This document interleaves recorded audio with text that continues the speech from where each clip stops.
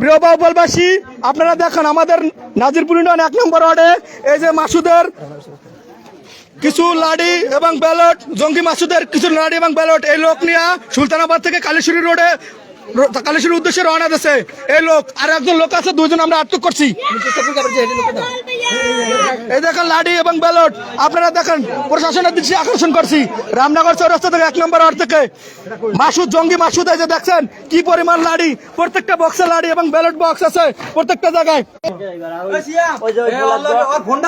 ওই পোলাক্কা কই? পোলাক্কা কই? পোলাক্কা ফোনটা কই? ফোনটা কই? ফোনটা কই? ফোনটা কই?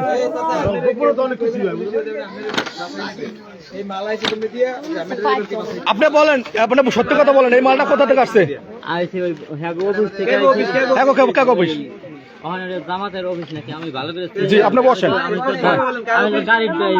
জামাতের কয় নম্বর ওয়ার্ড? এই সুলতানাবাদের এই চৌরাস্তা, এই যে দোকানদার বাজার থেকে ওই সাইডের কোন সাইডে? হ্যাঁ, বাংলা বাজার। বাংলা বাজার আসাদুল, আপনার গ্রামের বাড়ি কালীশ্বরী কবিরকাটি। জি, আপনি এর সাথে সম্পৃক্ত ছিলেন নাকি?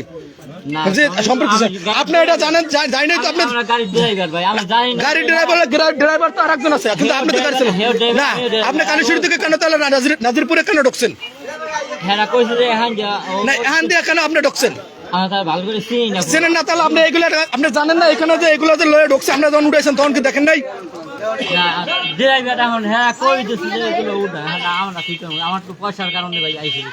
আপনাদেরকে কত টাকা ইয়ে করা হয়েছে?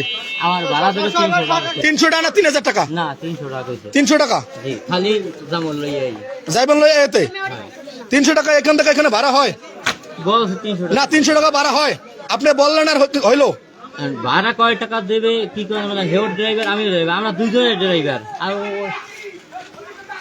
এটা ধর, এটা ধর।